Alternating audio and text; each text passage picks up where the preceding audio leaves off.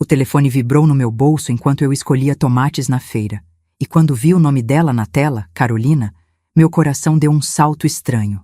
Ela nunca me ligava. Nunca. Em 3 semanas trabalhando lá em casa, nossa comunicação se resumia a bilhetes grudados na geladeira e bom dias educados quando nos cruzávamos na escada. Atendi sem pensar, e o que ouvi do outro lado me congelou ali mesmo, entre as banquinhas de verdura e o cheiro de coentro fresco. Dona Helena. A voz dela estava tão baixa que mal consegui ouvir. A senhora precisa vir para casa, agora. Carolina, o que aconteceu?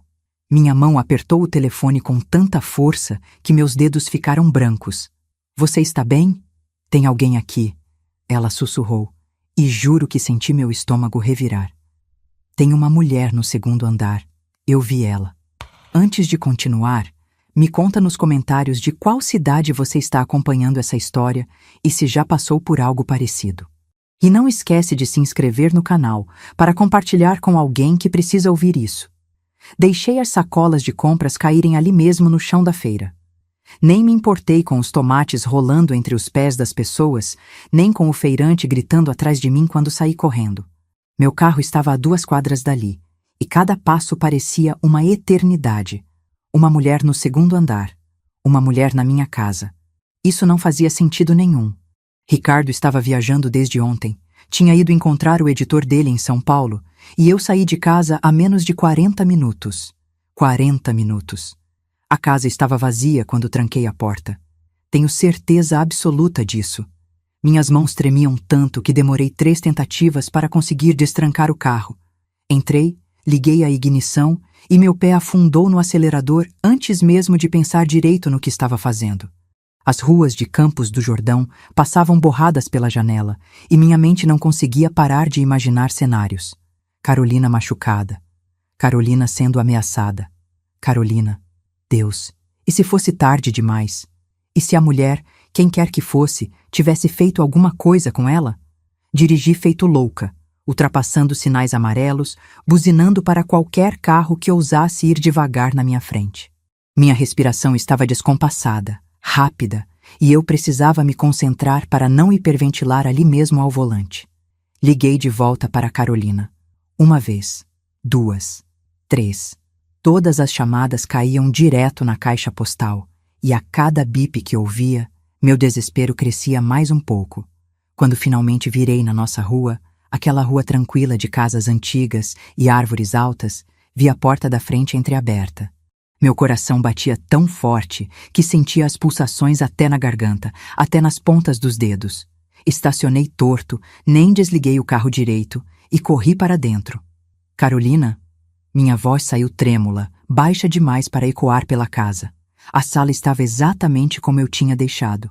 A luz acesa, o ventilador girando lento no teto, o cheiro do café da manhã ainda flutuando no ar misturado com o aroma de lavanda do produto de limpeza que Carolina sempre usava. Mas tinha algo diferente. Algo que meus sentidos captavam, mas meu cérebro ainda não conseguia processar. Uma presença. Um peso invisível no ar. Subi as escadas segurando firme no corrimão de madeira. Aquele que Ricardo sempre dizia que precisava ser lixado porque farpas se soltavam de vez em quando.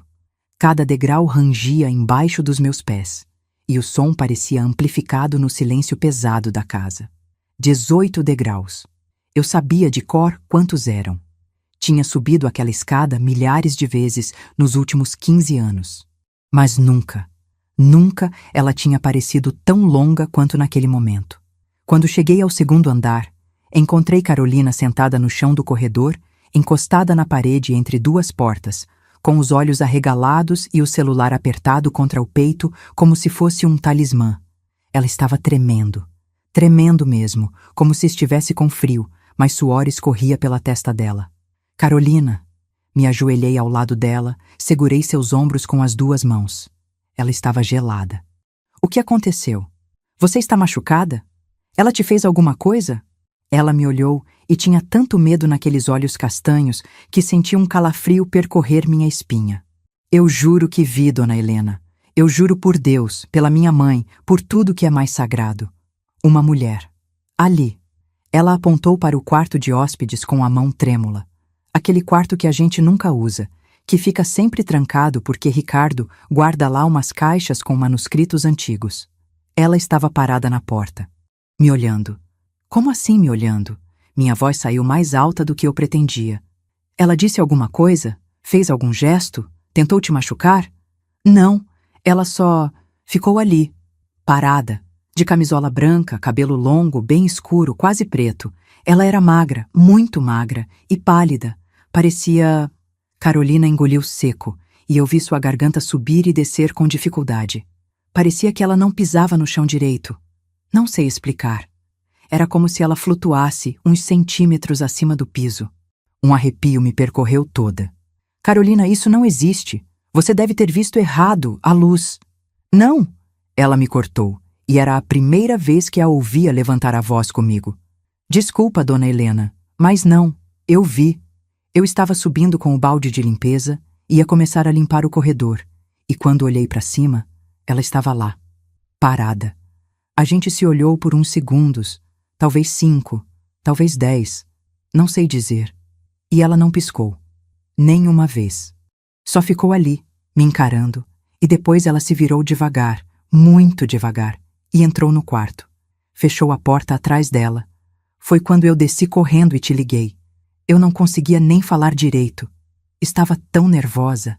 Meu cérebro tentava processar aquilo tudo, montar as peças de um quebra-cabeça que não fazia sentido nenhum. Camisola branca, cabelo escuro, magra e pálida. Alguma vizinha que entrou por engano? Impossível. A casa tem portão alto, cerca com pontas de ferro. Alguém da família de Ricardo que eu não conhecia?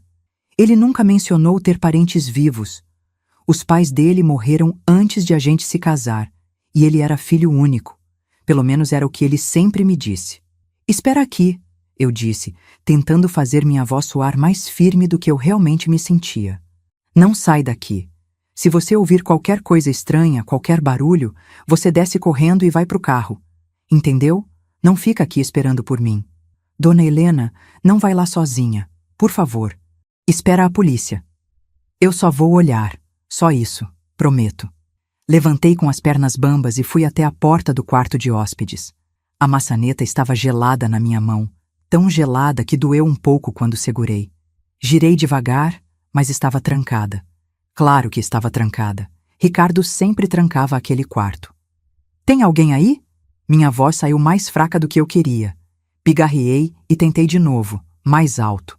Tem alguém aí dentro? Por favor, se tem alguém aí, responda! Silêncio. Um silêncio tão absoluto que eu conseguia ouvir meu próprio coração batendo, o sangue pulsando nos meus ouvidos. Bati na porta. 3 batidas fortes. Eu já liguei para a polícia. É melhor você sair daí agora. Eu não vou machucar você. Só quero entender o que está acontecendo. Mentira. Eu não tinha ligado para a polícia ainda. Mas precisava dizer alguma coisa, qualquer coisa que fizesse sentido naquela situação toda, que me desse algum controle sobre o que estava acontecendo. Fiquei ali parada, ouvido colado na porta de madeira velha, procurando por qualquer som. Respiração, passos, o rangido do piso de madeira. Qualquer coisa. Nada. Absolutamente nada. Fiquei ali por 1 minuto inteiro, talvez mais. Respirando fundo, tentando acalmar meu coração que parecia querer sair pela boca. Então, ouvi Carolina atrás de mim, a voz ainda mais trêmula. Dona Helena, liga para a polícia. Por favor, eu não aguento mais ficar aqui. E foi isso que eu fiz. Peguei meu celular com as mãos tremendo, quase derrubei ele 2 vezes antes de conseguir discar. Expliquei a situação toda para o atendente, que tinha uma voz monótona, entediada, como se estivesse lendo um roteiro sem realmente prestar atenção no que eu dizia. Disse que iam mandar uma viatura. 15 minutos, no máximo 20. Dependia do trânsito. Fiquei ali no corredor com Carolina, as 2 sentadas no chão encostadas na parede, olhando fixamente para aquela porta trancada, esperando. Cada segundo parecia 1 hora. Tentei ligar para Ricardo umas 5, 6 vezes. Todas foram direto para o correio de voz. Mandei mensagens. Liga para mim urgente. Emergência em casa. Ricardo me liga agora. Por favor, amor, preciso de você. Nada. Nenhuma resposta, nenhum "tá tudo bem?" Nada. Onde diabos ele estava que não podia atender o telefone da própria esposa? Quando os policiais finalmente chegaram, 2 homens de uniforme, um mais velho, barriga proeminente, bigode grisalho, e um mais novo, magro, olhos cansados, já eram quase 11 da manhã. Expliquei tudo de novo, desde o início. A ligação da Carolina. A mulher de camisola branca que ela viu, o cabelo escuro, a porta trancada, o silêncio absoluto do outro lado. Eles ouviram com aquela expressão que policiais têm quando acham que estão perdendo tempo com histeria feminina, mas foram educados o suficiente para não dizer isso em voz alta. "A senhora tem a chave desse quarto?" O mais velho perguntou, tirando um caderninho pequeno do bolso. "Meu marido tem. Ele guarda todas as chaves dos cômodos que a gente não usa. Tem vários aqui na casa, é antiga, tem mais de 70 anos, e ele gosta de manter alguns espaços fechados para preservar." "Ele está na casa agora?" "Não, viagem de trabalho. Foi para São Paulo ontem, encontrar com o editor dele.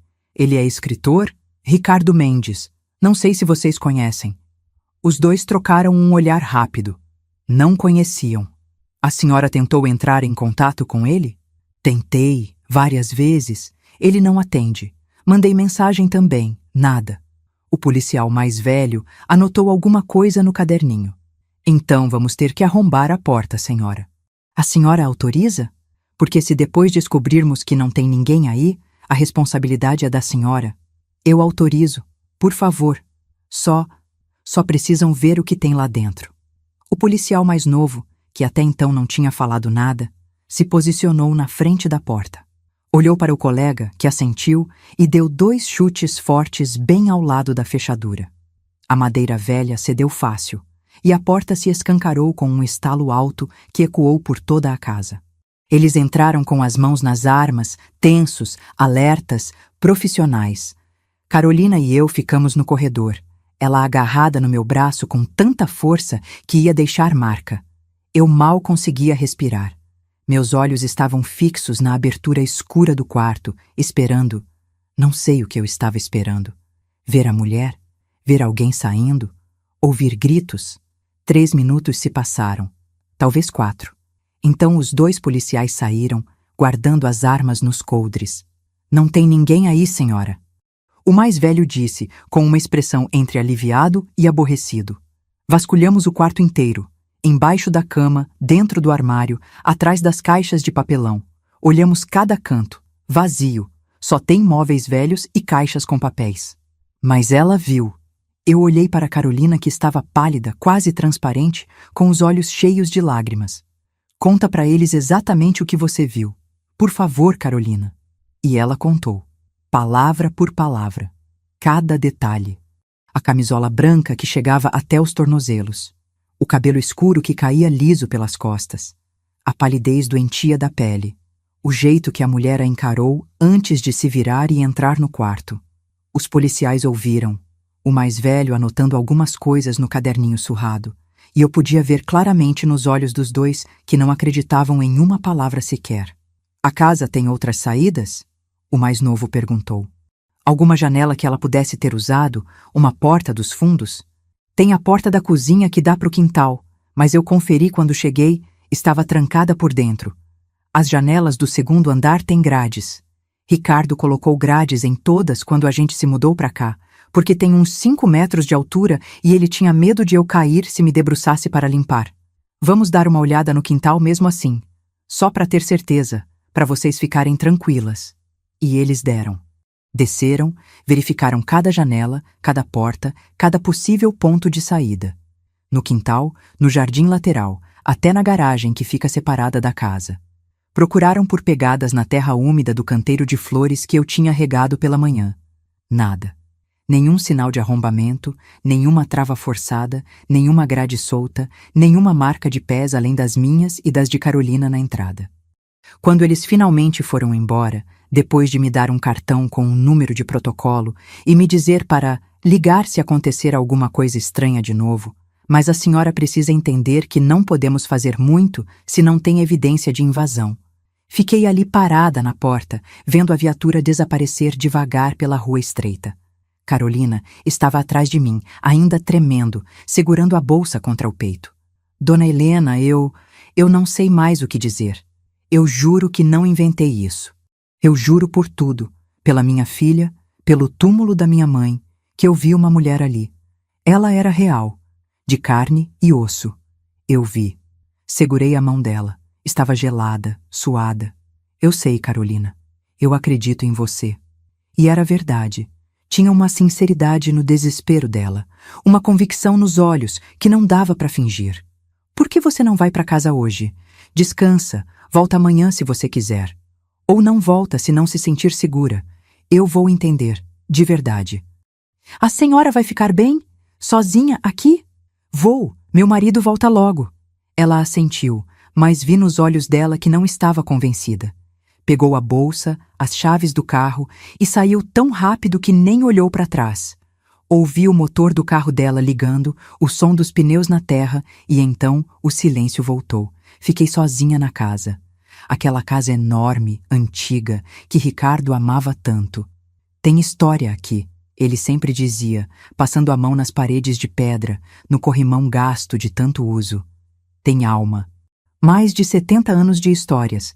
Famílias que vieram e foram, nascimentos, mortes, casamentos. Eu sempre achei linda também, aconchegante, segura, meu refúgio. Naquele momento, pela primeira vez em 15 anos morando ali, enquanto olhava para o corredor vazio do segundo andar e para a porta arrombada do quarto de hóspedes, eu não me senti segura. Ricardo finalmente me ligou de volta às 3 da tarde. 3 horas de mensagens ignoradas, de ligações sem resposta, de desespero crescente. Amor, desculpa. Estava numa reunião com o editor e mais uns executivos da editora. Foi uma dessas reuniões intermináveis que não podem ser interrompidas. Vi suas mensagens. Caramba, um monte delas. O que aconteceu? Você está bem? Contei tudo, desde o início, palavra por palavra. A ligação da Carolina. A mulher no segundo andar, a camisola branca, o cabelo escuro, a palidez, a porta trancada, a polícia, o quarto vazio, a casa inteira revistada, sem encontrar ninguém. Ele ouviu em silêncio, e quando terminei, ouvi um suspiro longo do outro lado da linha, um suspiro de quem está aliviado, mas também um pouco frustrado. Helena, amor, olha, eu entendo que você ficou assustada, e a Carolina também. Mas pensa comigo, a polícia não encontrou ninguém. Não tinha ninguém escondido, não tinha sinais de invasão, nada. A Carolina provavelmente estava cansada. Ela estava limpando sozinha aquela casa enorme. São 3 andares contando o sótão. É muita coisa para uma pessoa só. Talvez tenha visto o próprio reflexo numa janela, ou uma sombra que a luz criou, ou até o reflexo do espelho que tem no quarto, e na ansiedade do momento. Ricardo? Ela disse que a mulher estava parada na porta, que ficaram se olhando, que ela se virou e entrou no quarto. Ela descreveu detalhes, a camisola, o cabelo, até o jeito que ela se movia. Amor, a mente humana pode pregar peças incríveis quando a gente está cansado ou estressado. Você sabe disso. Você trabalhou a vida inteira com administração, lidou com gente sob pressão. A Carolina deve estar passando por um momento difícil, ou não dormiu bem, ou... E os barulhos? Que barulhos? Os barulhos que eu tenho ouvido. À noite. Passos. Rangidos. Uma pausa. Amor, a casa é antiga. Tem mais de 70 anos.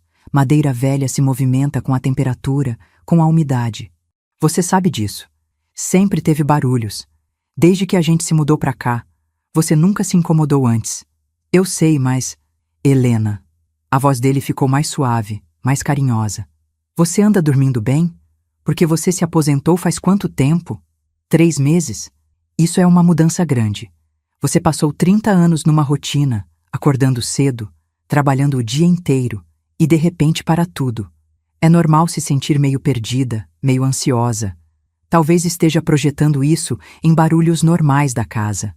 Fiquei em silêncio. Será que ele estava certo? Será que eu estava ficando paranoica? Inventando coisas onde não existia nada? Olha, eu volto amanhã de manhã cedo, tá bom? Primeira coisa quando eu chegar, vou verificar a casa toda, porta por porta, janela por janela. Vou trocar a fechadura do quarto de hóspedes, já que a polícia precisou arrombar, vou instalar umas travas novas. E a gente conversa com calma sobre tudo isso. Sobre a aposentadoria, sobre como você está se sentindo, sobre tudo. Combinado! Você está bem aí sozinha? Quer que eu volte agora? Eu cancelo tudo e volto. Não, não precisa. Fica aí, termina suas reuniões. Eu fico bem. Minha voz saiu mais fraca do que eu queria. Só, anda com o telefone ligado, por favor, caso eu precise de você. Pode deixar. Te amo. Dorme bem. Amanhã está tudo resolvido. Mas eu não dormi bem. Na verdade, mal dormi. Fiquei a noite toda sentada na cama, com todas as luzes da casa acesas, a porta do quarto trancada e uma tesoura de costura na mesa de cabeceira.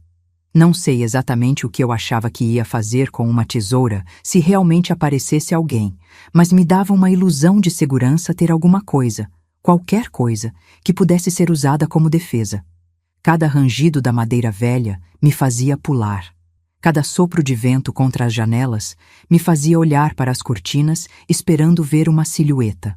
Cada sombra que as árvores do jardim projetavam na parede do quarto me deixava gelada. Dormi talvez 2 horas, no máximo, em sonecas curtas de 15, 20 minutos, antes de acordar assustada com algum barulho. Quando o sol finalmente nasceu e a luz começou a entrar pela janela, senti um alívio tão grande que quase chorei. Ricardo chegou na manhã seguinte trazendo flores, rosas amarelas, minhas favoritas, e um sorriso tranquilizador. Me abraçou forte, me beijou, pediu desculpa por não ter voltado ontem. Estava pensando em você a noite toda. Conseguiu dormir? Menti. Disse que sim. Não queria que ele pensasse que eu estava surtando, ficando louca, vendo coisas que não existiam. Ele verificou toda a casa meticulosamente. Sala, cozinha, banheiros, todos os quartos, até a garagem. Colocou uma fechadura nova no quarto de hóspedes, trancou, guardou a chave no bolso. Pronto. Agora só eu tenho acesso. Ninguém vai entrar aí sem a gente saber. E vou instalar umas câmeras também, que tal? Câmeras de segurança, para você se sentir mais segura quando eu estiver viajando. Você viaja muito? Amor, você sabe que sim. É parte do trabalho.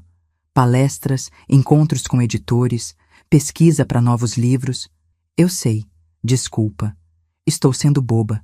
Ele me abraçou de novo, apertou forte. Você não está sendo boba. Você passou por um susto, é normal estar abalada. Mas está tudo bem agora, tá? Está tudo seguro, eu prometo. E naquela tarde, com Ricardo ali, com o sol entrando pelas janelas, com o cheiro do almoço que ele fez enchendo a casa, eu quase acreditei. Quase. Porque naquela noite, bem tarde, quando Ricardo já dormia profundamente ao meu lado, ele sempre dormia profundamente, parecia que uma bomba podia explodir ao lado da cama que ele não acordava. Eu ouvi um rangido lá em cima, não no segundo andar, mais alto, no sótão. E desta vez eu tinha certeza absoluta. Não era a madeira velha se ajeitando. Era o som de alguém caminhando. Fiquei deitada na cama por uns 10 minutos, completamente imóvel, com os olhos fixos no teto, tentando me convencer de que tinha imaginado aquilo. Só um barulho. Madeira velha. Talvez um rato. Ricardo tinha dito que tinha ratos no sótão, não tinha? Ou eu tinha imaginado isso também? Mas então ouvi de novo, mais claro desta vez. Um rangido longo, lento, como o som de alguém pisando com cuidado para não fazer muito barulho. E depois outro. E mais outro. Passos. Alguém estava caminhando lá em cima. Meu coração disparou. Virei para o lado e olhei para Ricardo. Ele dormia profundamente, a respiração pesada e regular, um braço jogado sobre o rosto. Estendi a mão e sacudi seu ombro. Ricardo. Ricardo, acorda. Nada. Sacudi mais forte. Ricardo! Ele resmungou alguma coisa incompreensível, virou para o outro lado e continuou dormindo. Sempre foi assim. Podia cair o mundo que ele não acordava. Já tentei de tudo, gritar, sacudir, até jogar água. Mas quando ele dorme, dorme mesmo. Saí da cama com as pernas bambas. Peguei o celular da mesa de cabeceira e acendi a lanterna. A luz branca e fria cortou a escuridão do quarto, criando sombras longas e distorcidas nas paredes.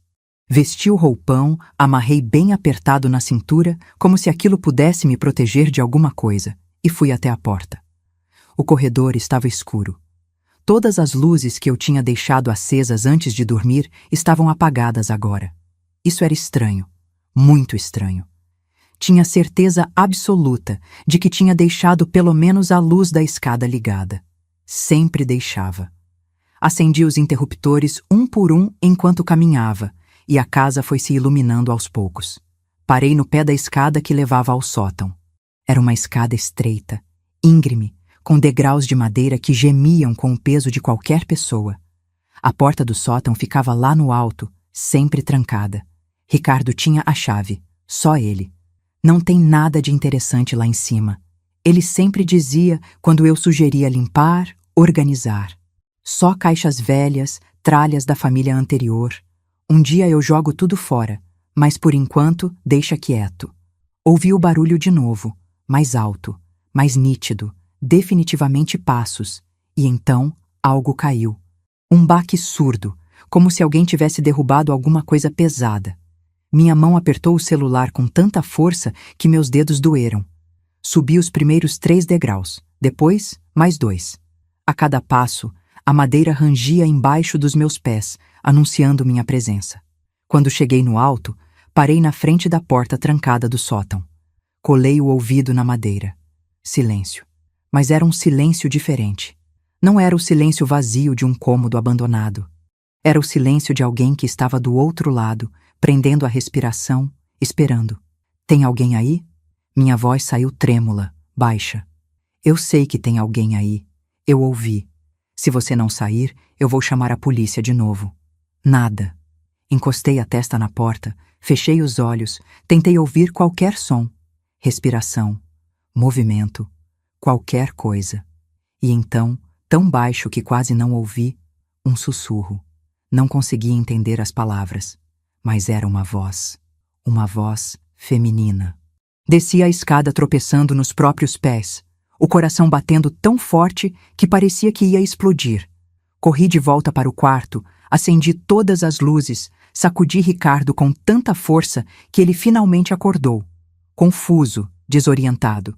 Que foi? Que aconteceu? Ele sentou na cama, esfregando os olhos. Que horas são? Tem alguém no sótão. Eu ouvi passos, ouvi alguma coisa cair e tem alguém lá. Ricardo, tem alguém na nossa casa. Ele olhou para mim por um longo momento e vi algo passar pelos olhos dele. Irritação? Cansaço? Ou era medo? Não consegui identificar. Helena, amor, você está tendo pesadelos, volta para a cama. Não foi pesadelo, eu estava acordada, eu ouvi. Ele suspirou, jogou o cobertor para o lado e levantou. Foi até a janela, olhou para fora. Está tudo quieto. Não tem ninguém. No sótão, Ricardo. Os barulhos vieram do sótão. Helena. Ele se virou para mim e a expressão dele era de pura exasperação. Quantas vezes eu vou ter que te explicar? A casa é velha. Madeira velha faz barulho, principalmente à noite, quando a temperatura muda. E tem ratos no sótão. Eu já te falei isso. Coloquei veneno lá. Coloquei armadilhas.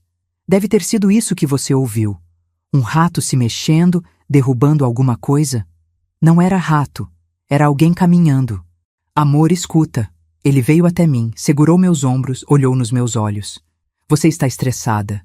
Desde aquela história com a Carolina, você não está dormindo direito. Eu vejo. Você tem olheiras, você está nervosa, assustada. Isso não é normal. Acho que você deveria marcar uma consulta com um médico. Talvez precise de alguma coisa para te ajudar a dormir melhor, para relaxar. Eu não preciso de remédio, eu preciso que você me ouça. Tem alguém nesta casa? Não tem. Ele disse, firme, categórico. A polícia revistou tudo. Eu revisei tudo de novo ontem. Não tem ninguém.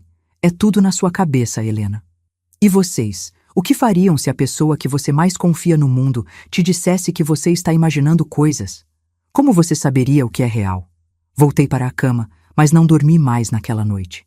Fiquei ali, olhando para o teto, ouvindo cada rangido da casa, me perguntando se estava realmente ficando louca. Se estava vendo e ouvindo coisas que não existiam. Se minha mente estava me pregando peças. Na manhã seguinte, Ricardo acordou cedo, tomou café rápido, me deu um beijo na testa e disse que ia trabalhar na biblioteca dele. Tenho um prazo apertado. O editor está no meu pé. Preciso de silêncio absoluto, tá? Não me interrompe, por favor. Tá. Respondi, automática, distante.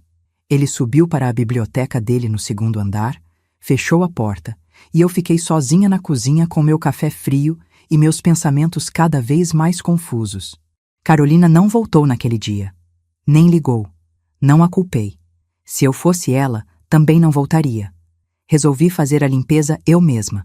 Precisava me ocupar, fazer alguma coisa com as mãos, com o corpo, para parar de pensar. Comecei pela sala, depois pela cozinha.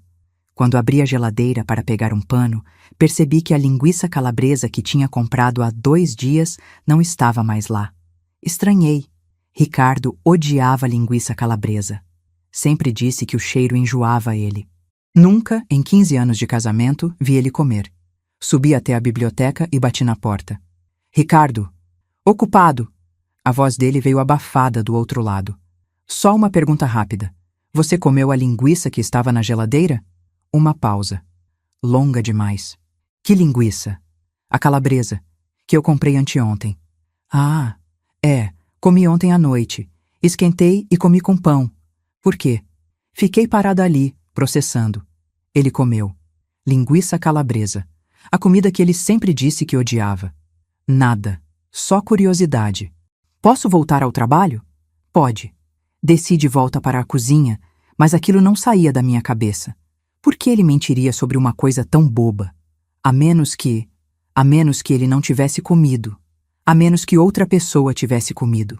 2 dias depois, fui limpar o banheiro do segundo andar, aquele que fica perto do quarto de hóspedes. Quando abri a porta, o chão estava completamente encharcado.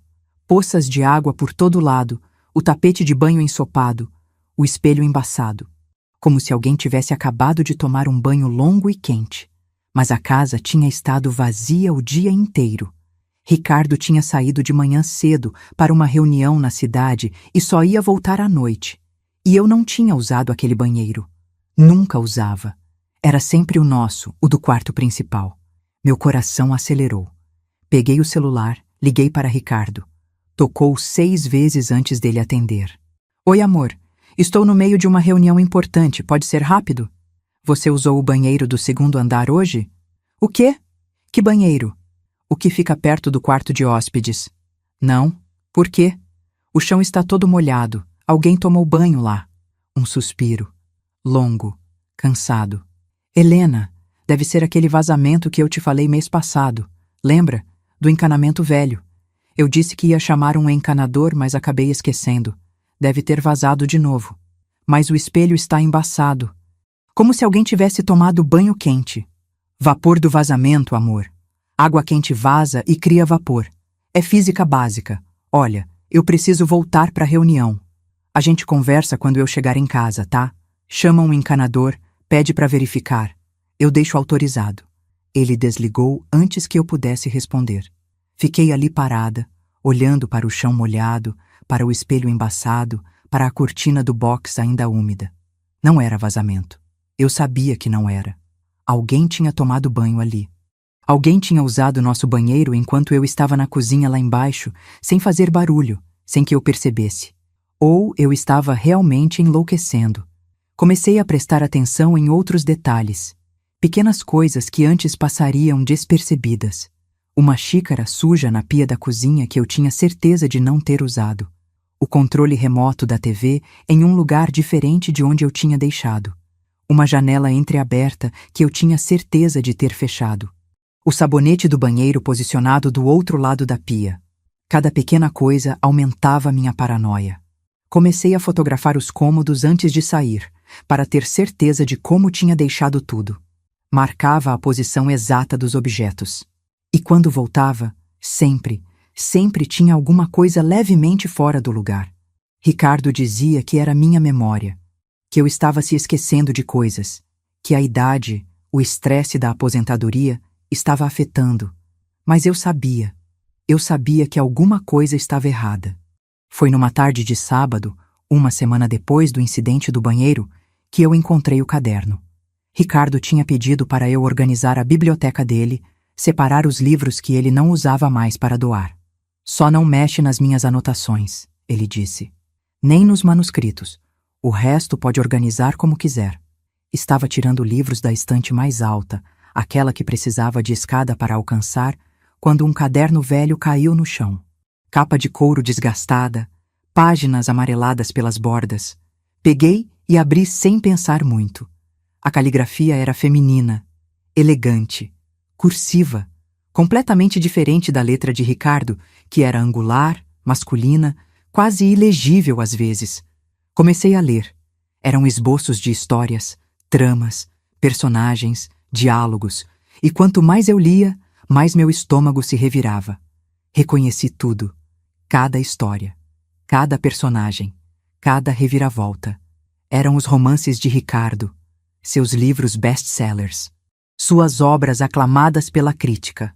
Mas ali, naquele caderno velho, escritos com aquela caligrafia delicada e feminina, anos antes de ele publicar, minhas mãos tremiam segurando o caderno. Virei página após página, cada uma confirmando o impossível. A Sombra do Esquecimento, seu romance de estreia que tinha vendido mais de 100.000 cópias. Ali estava, rabiscado naquelas páginas com todos os detalhes. Fragmentos de Silêncio, que tinha ganhado um prêmio literário importante, também estava ali, com anotações nas margens, correções, dúvidas. Quem tinha escrito aquilo? E por que Ricardo tinha esse caderno escondido na estante mais alta da biblioteca, onde ninguém olharia? Olhei para a primeira página. Tinha um nome, parcialmente apagado, borrado pelo tempo, mas ainda legível. Marina. Marina. O nome ecoou na minha cabeça. Marina. Por que esse nome me parecia familiar? Fechei os olhos. Tentei lembrar. Marina. Marina. Marina. E então me bateu como um soco no estômago. Minha irmã mais nova que tinha desaparecido há 30 anos, que tinha fugido com o chefe dela, todo mundo dizia, que nunca mais tinha dado notícias, nunca mais tinha ligado, tinha simplesmente sumido da face da terra como se nunca tivesse existido. Marina. Senti minhas pernas fraquejarem. Sentei no chão da biblioteca, o caderno ainda nas mãos, e tentei respirar. Minha irmã. A caligrafia da minha irmã, as histórias da minha irmã, nos livros do meu marido. Como? Como isso era possível? Ricardo sempre disse que nunca tinha conhecido a Marina, que quando a gente se conheceu, 5 anos depois dela desaparecer, ela já estava longe há muito tempo. Ele me consolou quando chorei contando sobre ela.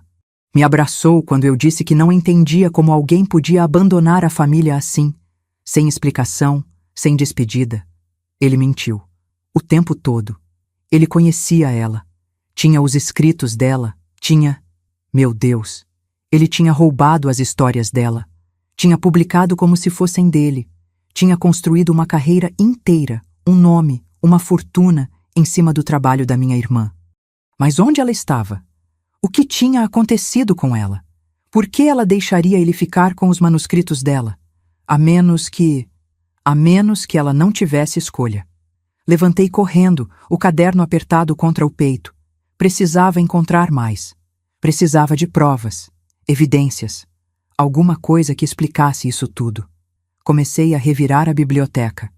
Abri gavetas, procurei atrás de livros, embaixo de pilhas de papéis. E então, no fundo da última gaveta da escrivaninha de Ricardo, encontrei uma foto. Uma foto antiga, desbotada, mas ainda nítida o suficiente. Marina. Minha irmã Marina, com 20 e poucos anos, sorrindo para a câmera.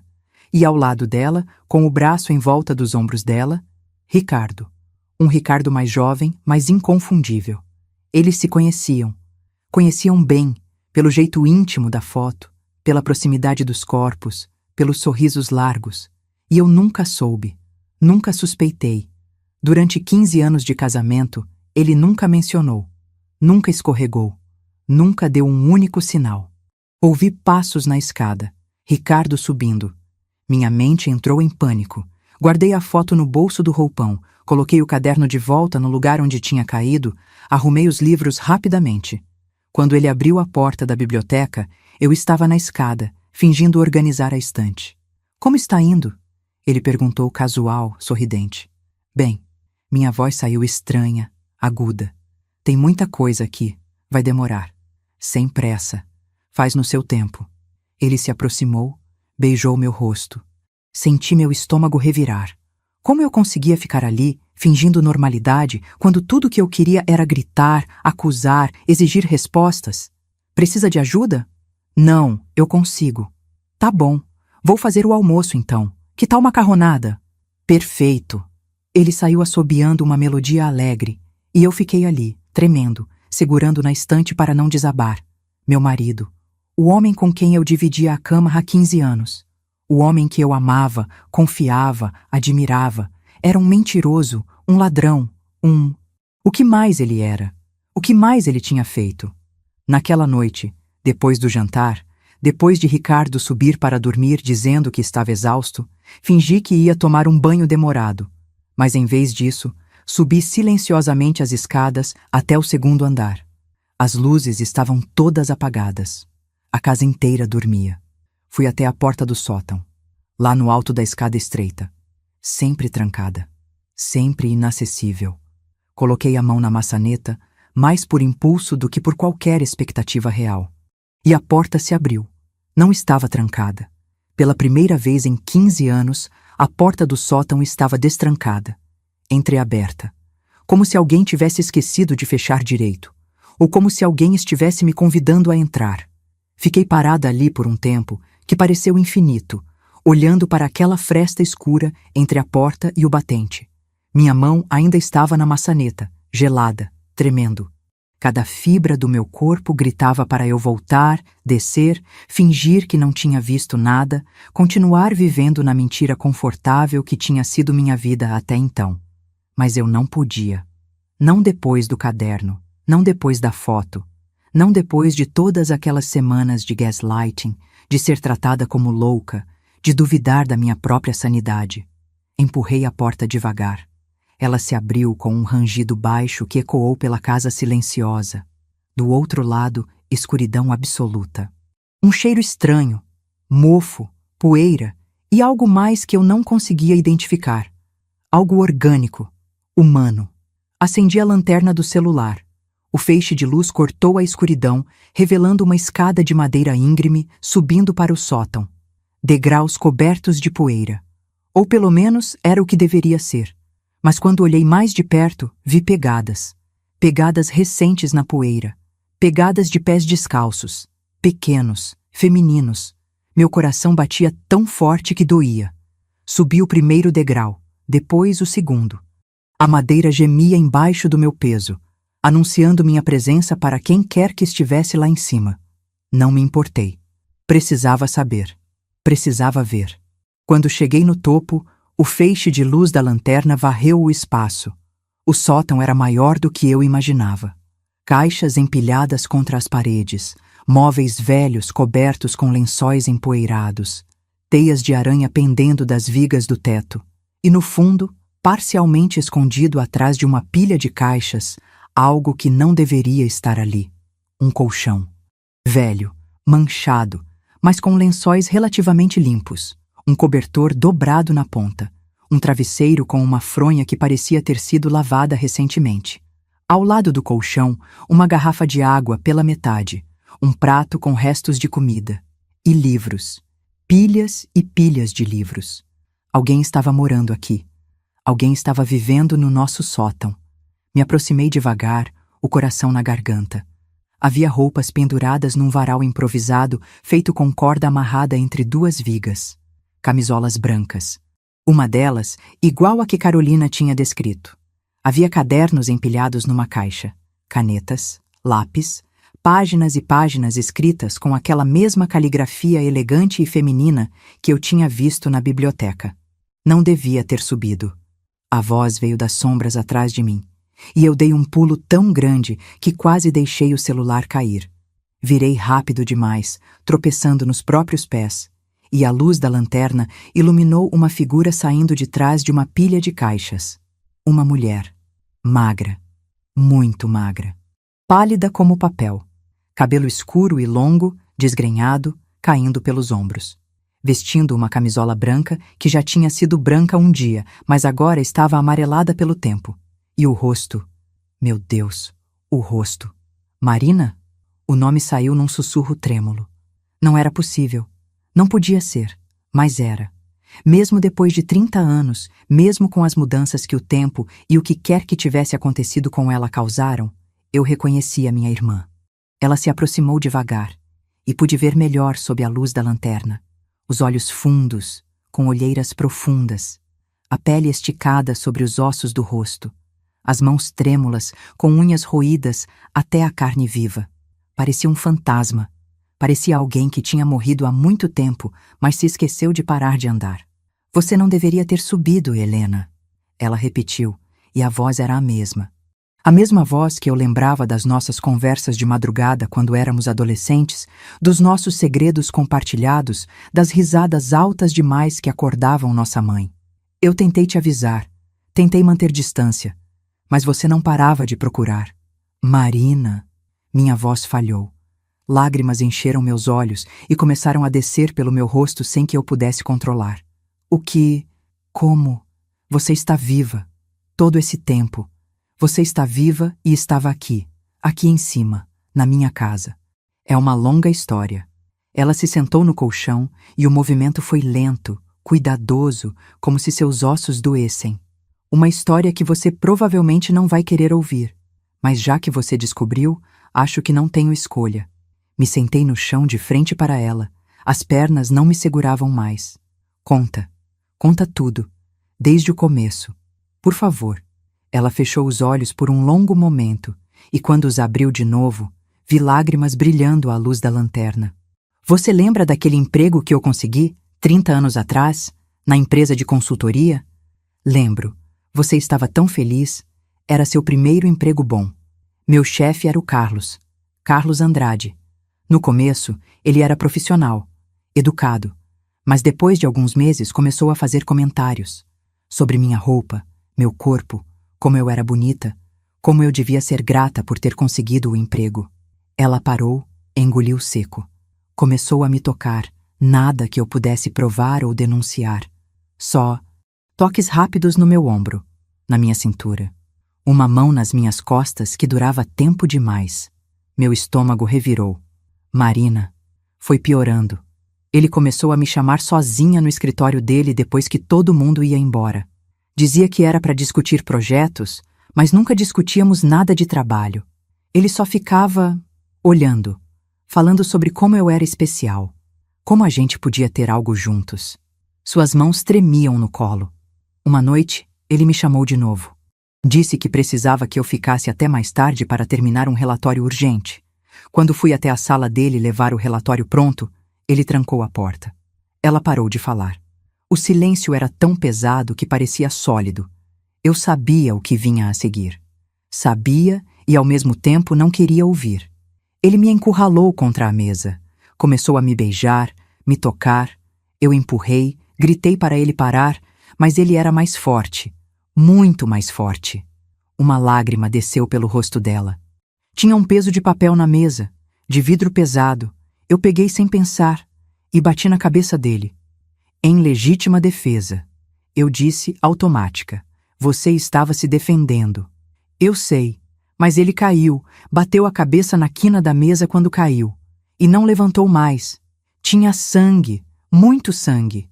E eu entrei em pânico, completo pânico. Não chamei ambulância, não chamei polícia, só fugi. Peguei minha bolsa e saí correndo daquele prédio como se o diabo estivesse atrás de mim. Mas você podia ter explicado. Era legítima defesa, qualquer tribunal. Helena, eu era jovem, assustada. Era minha palavra contra a reputação de um homem rico e poderoso. E ele estava morto. Eu tinha matado alguém, não conseguia pensar direito, só sabia que precisava sumir. Ela limpou as lágrimas com as costas da mão.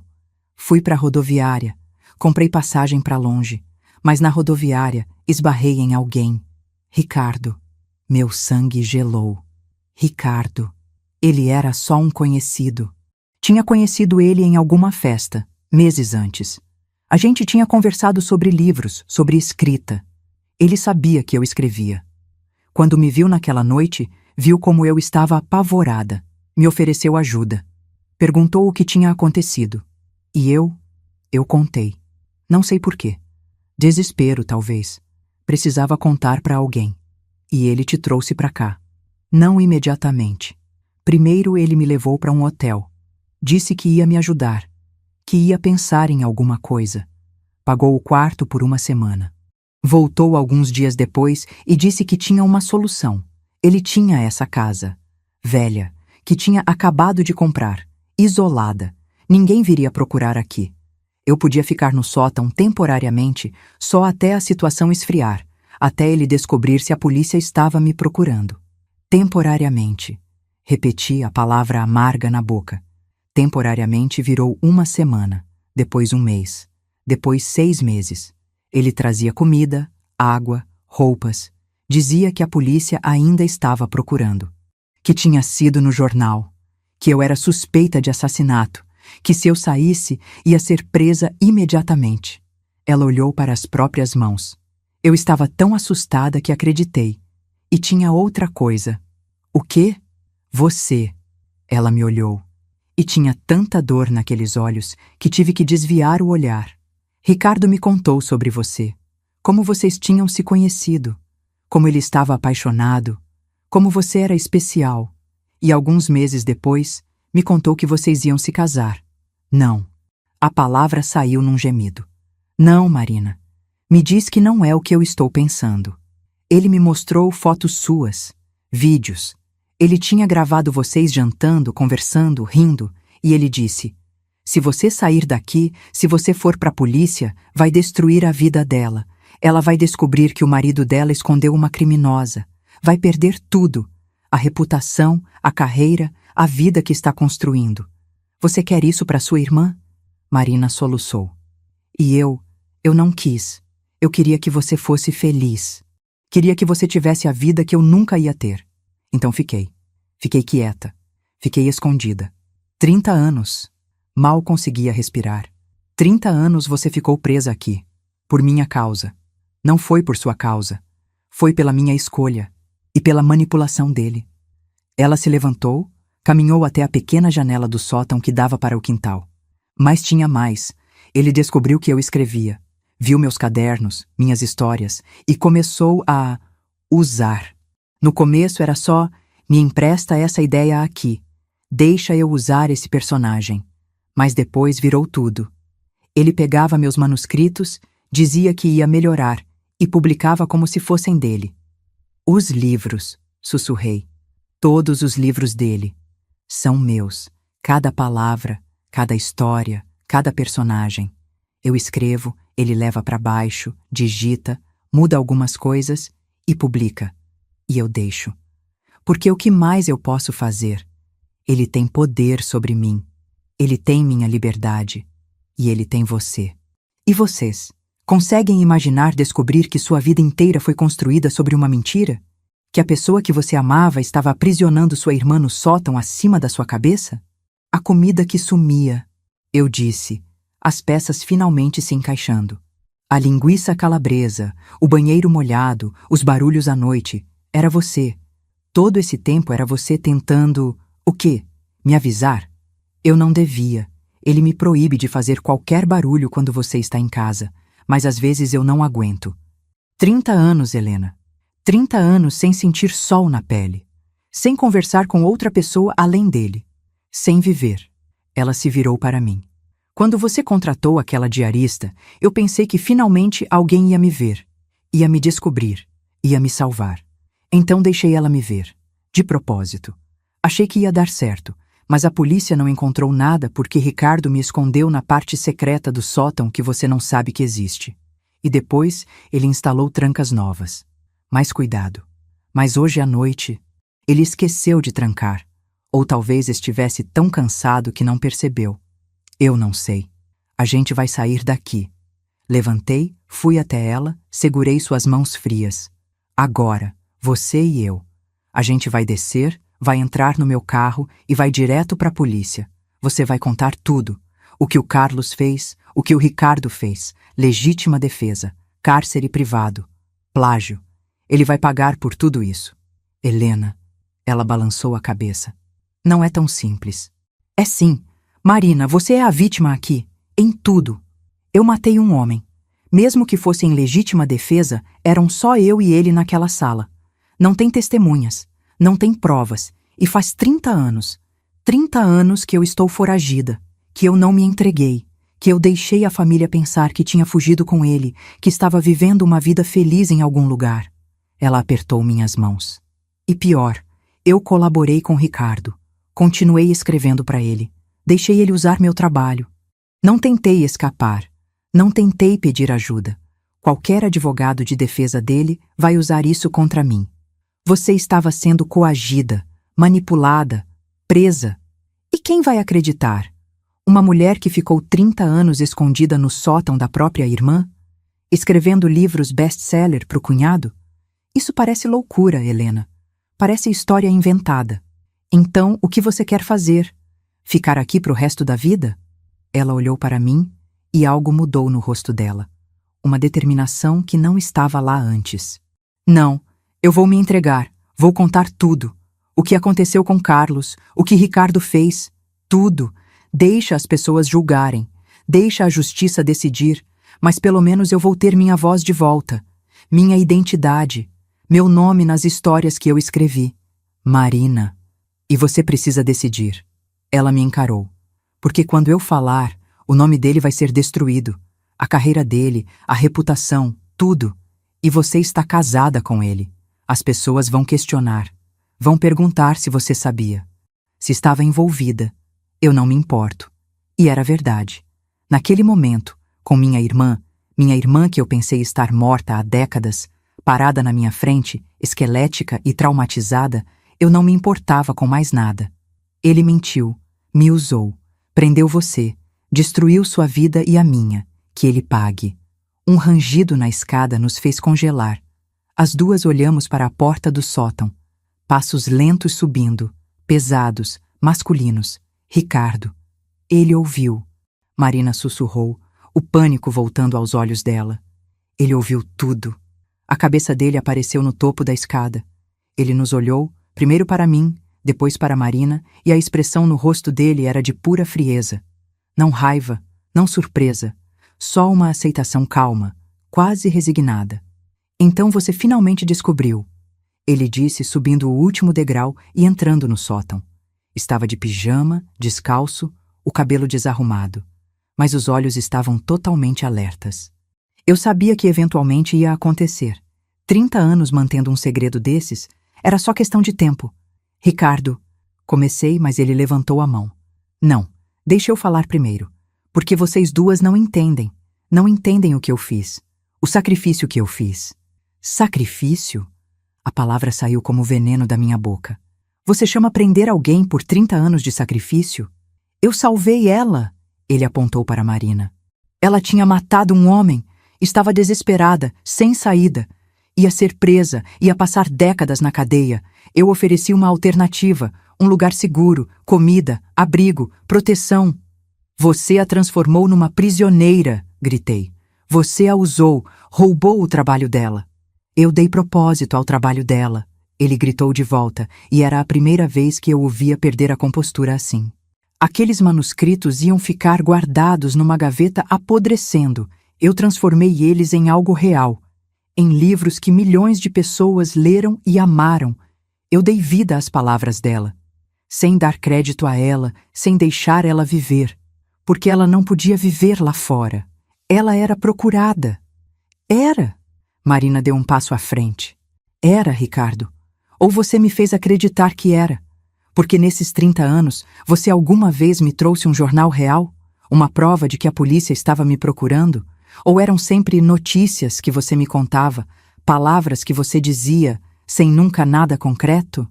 Ele ficou em silêncio. E esse silêncio foi a confirmação que precisávamos. Não tinha investigação, tinha. Minha voz saiu baixa, cheia de nojo. Nunca teve. O corpo do Carlos foi encontrado. Foi tratado como acidente ou morte natural e nunca conectaram a Marina. E você sabia. Você sempre soube. Mas continuou fazendo ela acreditar que era procurada porque precisava dela aqui. Precisava das histórias dela. Precisava do talento dela porque você nunca teve nenhum. Eu construí uma carreira, ele berrou, o rosto vermelho. Eu fiz um nome, ganhei prêmios, fui reconhecido. Com o trabalho dela, berrei de volta. Cada palavra era dela. Você é uma fraude, Ricardo. Uma mentira ambulante. Ele deu um passo na nossa direção e Marina se encolheu atrás de mim instintivamente. Esse gesto, minha irmã, uma mulher adulta, se escondendo com medo de um homem que tinha poder absoluto sobre ela por 3 décadas, quebrou alguma coisa dentro de mim. Sai da frente, Helena. Ele disse, a voz baixa, perigosa. Não. Sai da frente. Isso não é com você. É entre mim e ela. Ela é minha irmã. É comigo, sim. E acabou, Ricardo. Acabou o que você fez com ela. A gente vai descer agora, as 2, e vamos para a polícia. E você vai ter que responder por tudo. Algo mudou nos olhos dele. Uma decisão sendo tomada. E eu percebi, com uma clareza aterradora, que ele não ia deixar a gente sair daquele sótão. Não vivas. Não capazes de contar a história. Ele tinha guardado aquele segredo por 30 anos. Tinha construído tudo. Carreira, casamento, vida, sobre aquela mentira. E ele ia fazer qualquer coisa para proteger isso. Qualquer coisa. O tempo pareceu desacelerar. Vi Ricardo dar outro passo na nossa direção, a mandíbula travada, os punhos cerrados, Marina tremendo atrás de mim, e eu ali no meio, tendo que decidir em frações de segundo o que fazer. Como proteger minha irmã. Como sair daquele sótão viva. Ricardo. Tentei manter minha voz calma, racional, mesmo com o coração explodindo no peito. Pensa no que você está fazendo. Pensa nas consequências. Você ainda pode sair disso. Pode alegar que estava tentando proteger a Marina, que ofereceu abrigo para ela porque ela estava desesperada. Um bom advogado pode... Um bom advogado? Ele deu uma risada seca, sem humor. Helena, você realmente acha que algum advogado vai conseguir me livrar disso? Cárcere privado, apropriação de propriedade intelectual, fraude literária, 30 anos de mentiras. Minha carreira acabou. Meu nome acabou. Tudo que eu construí vai virar pó. Então deixa a gente ir. Deixa a Marina finalmente ser livre. Você pode recomeçar. Longe daqui. Uma nova vida. Nova vida? Ele me olhou como se eu tivesse dito a coisa mais absurda do mundo. Com que dinheiro? Com que identidade? Você não entende, Helena. Sem os livros, sem a carreira de escritor, eu não sou nada. Eu nunca fui nada. Era só um cara comum, medíocre, que não conseguia escrever uma linha decente. Mas com o trabalho dela, ele olhou para Marina. Com o talento dela, eu me transformei em alguém importante. Alguém que as pessoas admiravam, respeitavam. E você quer que eu desista disso? Isso nunca foi seu. Marina falou pela primeira vez desde Ricardo subir, a voz mais firme do que eu esperava. Você roubou cada palavra, cada história, cada personagem, e viveu 30 anos se escondendo atrás do meu talento porque você nunca teve coragem de admitir que não era capaz de fazer sozinho. Eu te dei um teto, ele gritou. Te dei comida, água, proteção. Você estaria apodrecendo numa cadeia se não fosse por mim. Você me deu uma prisão! Marina gritou de volta e pela primeira vez em 30 anos eu vi minha irmã, a verdadeira Marina que eu conhecia antes dela desaparecer, emergindo de volta. Uma prisão sem grades visíveis, mas prisão do mesmo jeito. Você me tirou o sol, o ar, a vida. Você me transformou num fantasma que só existia para alimentar seu ego. Eu te dei propósito. Você me tirou tudo. Eles gritavam um com o outro, e eu sabia que aquilo ia explodir. Que algo terrível estava prestes a acontecer. Minha mão estava no bolso do roupão, apertando o celular. Lentamente, sem olhar para baixo, tentei discar. Emergência. Qualquer coisa. Ricardo percebeu o movimento. O que você está fazendo? Nada. Ele avançou, Arrancou o celular da minha mão com tanta força que me machucou. Olhou para a tela. O número de emergência estava digitado, mas eu não tinha conseguido apertar ligar. Esperta. Ele jogou o celular no chão e pisou em cima, esmagando. O vidro se estilhaçou com um barulho alto que ecoou pelo sótão. Mas não esperta o suficiente. Ricardo, por favor, tentei uma última vez. Você não é um homem violento. Você nunca me machucou. Nunca machucou ninguém. Não começa agora, por favor, pelo que a gente teve, pelos 15 anos juntos. Deixa a gente ir. Ele me olhou, e por um breve momento vi algo parecido com remorso nos olhos dele. Algo humano. Algo do homem que eu tinha amado. Eu te amei, Helena. De verdade, você precisa acreditar nisso. Tudo que eu fiz foi para te dar uma vida boa, para te fazer feliz. Me fazendo viver numa mentira?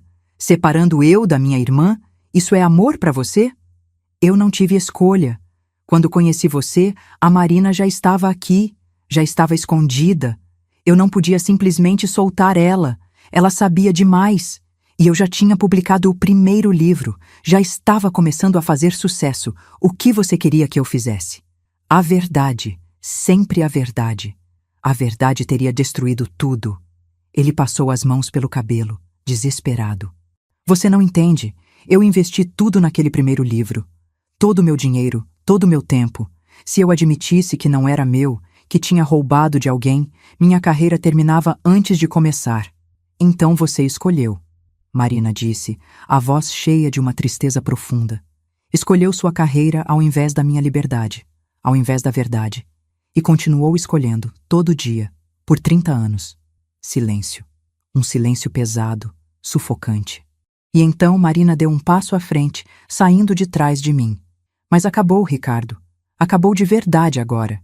Porque eu vou me entregar, vou contar tudo. E você não pode me impedir. Pode me matar aqui? Pode. Mas aí você vira um assassino de verdade. Não vai ter volta. Não vai ter explicação. E a Helena vai contar. Ela vai gritar. Os vizinhos vão ouvir. A polícia vai vir. Marina, não. Comecei, mas ela balançou a cabeça. Deixa eu fazer isso, Helena. Eu passei 30 anos calada. Deixa eu finalmente usar minha voz. Ricardo ficou ali parado, travado, a respiração pesada, os olhos indo de mim para Marina e de volta para mim. Eu podia ver o desespero dele. A mente dele trabalhando em overdrive, procurando uma saída, uma solução, qualquer coisa que o salvasse. E então, ele desabou. Literalmente desabou no chão, de joelhos, as mãos cobrindo o rosto, e começou a chorar. Soluços altos, desesperados, de alguém que perdeu tudo e sabe disso. Eu sinto muito. Ele repetia entre os soluços. Eu sinto muito. Eu sinto muito. Eu não queria. Eu nunca quis.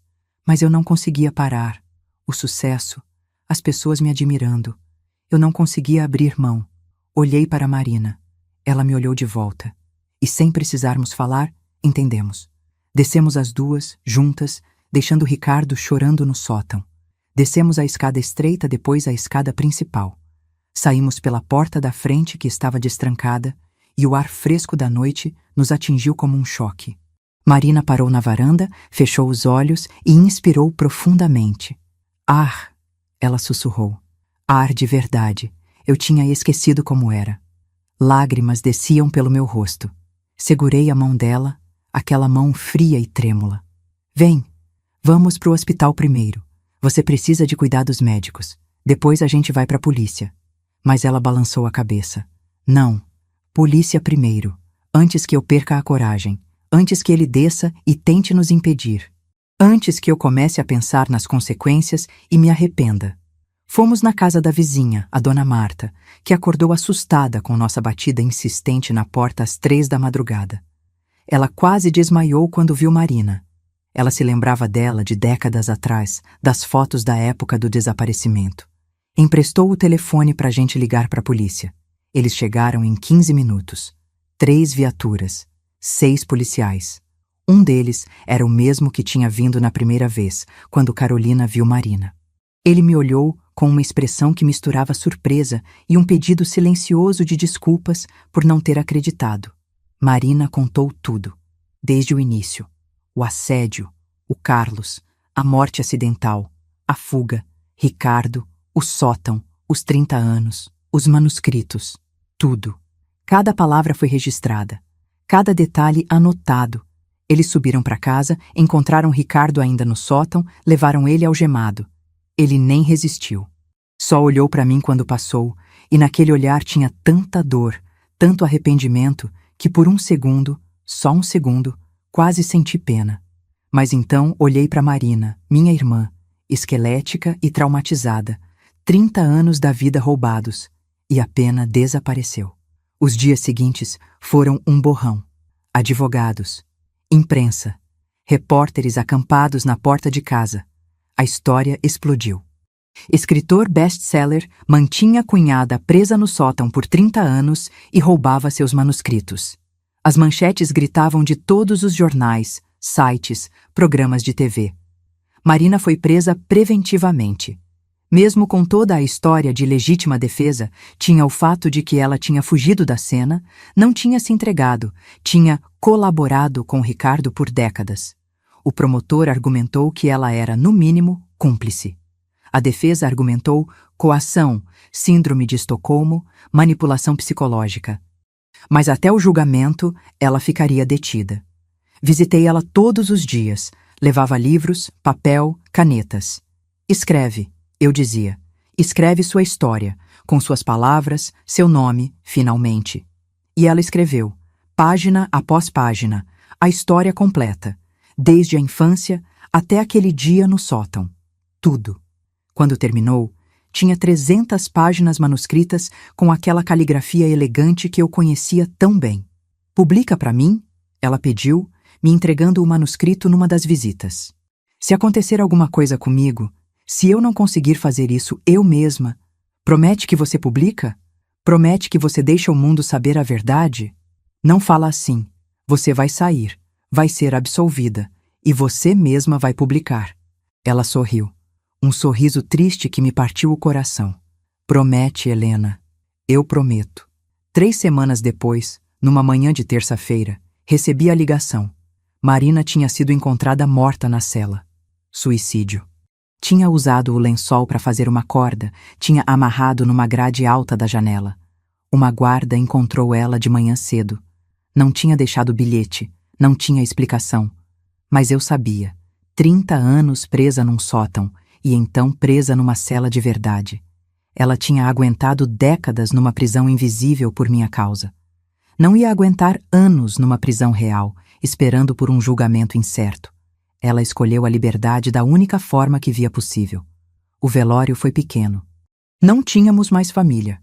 Nossos pais tinham morrido anos atrás, ainda acreditando que Marina tinha fugido voluntariamente, que estava vivendo em algum lugar feliz com o homem que amava. Foram poucos amigos velhos, vizinhos curiosos e muitos jornalistas que eu mandei embora. Ricardo não pôde comparecer. Estava preso, respondendo por cárcere privado, apropriação indébita de propriedade intelectual, fraude, coerção. O julgamento dele estava marcado para daqui a 6 meses. Os advogados diziam que ele pegaria pelo menos 20 anos. Talvez mais. Eu não me importava.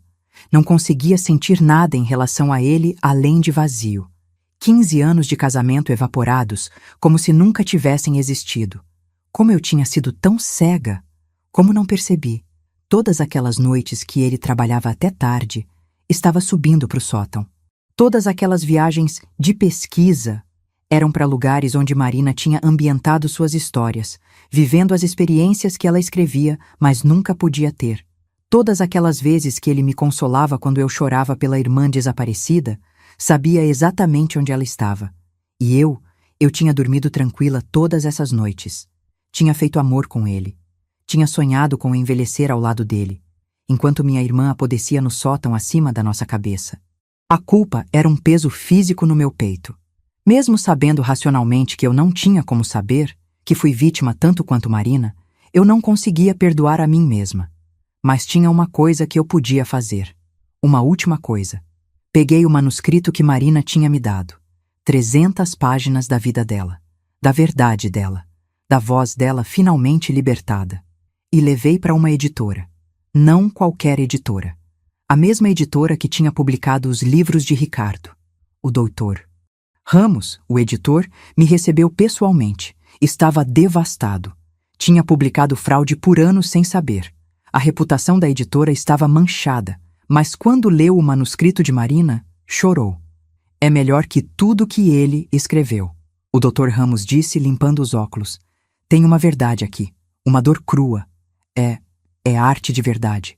Publicamos 6 meses depois. A Mulher no Sótão, 30 anos de silêncio forçado, por Marina Silva, com o nome dela, grande, na capa, em letras douradas. E dentro, cada palavra que ela escreveu, sem edição, sem melhorias, só a verdade dela. O livro explodiu. Vendeu mais em uma semana do que todos os livros de Ricardo juntos. Entrou em todas as listas de best-sellers, ganhou prêmios, foi traduzido para 20 idiomas. As pessoas queriam saber, queriam entender, queriam ouvir a voz que tinha sido silenciada por tanto tempo. Todo o dinheiro foi para instituições que ajudavam vítimas de violência doméstica, de cárcere privado, de manipulação psicológica. Era o que Marina teria querido, eu tinha certeza. O julgamento de Ricardo aconteceu 1 ano depois. Fui, sentei na primeira fila, olhei nos olhos dele quando leram a sentença. 25 anos de prisão, sem possibilidade de redução de pena nos primeiros 10 anos. Ele ia morrer lá dentro, provavelmente. Era um homem de 55 anos. Quando saísse, se saísse, seria um velho de 80, sem carreira, sem nome, sem nada. Ele me olhou quando os guardas o levavam. Abriu a boca como se fosse dizer alguma coisa, mas eu desviei o olhar. Não tinha mais nada que ele pudesse falar que eu quisesse ouvir. Hoje, 3 anos depois, ainda moro na casa. Pensei em vender, em me mudar, em deixar tudo para trás, mas não consegui, porque Marina viveu aqui, sofreu aqui, escreveu aqui. E de alguma forma estranha, retorcida, é a casa dela tanto quanto era minha. Transformei o sótão, tirei todas as coisas dele, pintei as paredes de branco, coloquei janelas grandes que deixam o sol entrar, transformei num escritório, num santuário. Nas paredes, coloquei fotos da Marina criança, adolescente, jovem adulta. E na estante, todos os livros que ela escreveu, agora finalmente publicados com o nome dela. Às vezes, quando estou lá em cima escrevendo, sim, eu comecei a escrever também, uma forma de terapia, de processar tudo. Sinto como se ela estivesse ali, não de forma assustadora, de forma reconfortante, como se ela finalmente estivesse em paz. A Carolina voltou a trabalhar para mim, eventualmente. Demorou. Ela precisou de terapia para processar o que tinha visto, o trauma de ter sido chamada de louca quando tinha visto a verdade o tempo todo. Mas ela perdoou. E agora, toda vez que se cruza com o retrato da Marina na sala, faz o sinal da cruz e sussurra uma oração. Ela está em paz agora, né, dona Helena? Ela sempre pergunta. Está? Eu respondo. Mas não sei se acredito. Como alguém pode estar em paz depois de uma vida como a que Marina teve? Depois de ter tudo roubado. Juventude, liberdade, identidade, voz. Mas pelo menos agora o mundo sabe. Sabe o que ela passou. Sabe o que ela escreveu. Sabe quem ela realmente era. Não é justiça completa. Justiça completa seria ela estar viva, livre, vivendo a vida que merecia. Mas é o que eu pude dar. É o que restou. Às vezes ainda ouço barulhos no sótão. Madeira velha se ajeitando, provavelmente. Ou ratos, ou vento. Mas uma parte de mim, uma parte pequena, irracional, quer acreditar que é ela. Que é a Marina caminhando por ali, finalmente livre, finalmente em paz, finalmente capaz de existir sem medo. Obrigada por finalmente me libertar. Eu imagino ela dizendo. Obrigada por dar minha voz de volta. Desculpa ter demorado tanto. Eu sussurro de volta pro quarto vazio. Desculpa não ter percebido. Desculpa ter dormido tranquila enquanto você sofria. Não tem resposta. Nunca tem. Mas eu continuo falando mesmo assim. Porque talvez, de alguma forma, através das paredes desta casa velha que segurou tantos segredos, ela me ouça. E talvez, finalmente, ela me perdoe. Obrigada por chegar até o fim dessa história. Se isso te tocou de alguma forma, se te fez pensar sobre os segredos que as pessoas guardam, sobre as mentiras que construímos nossas vidas em cima, sobre a importância de dar voz a quem foi silenciado, compartilha com alguém que precisa ouvir isso, porque a história da Marina não é única. Existem muitas Marinas por aí, presas em sótãos literais ou metafóricos, e todas elas merecem ser vistas, ouvidas, libertadas.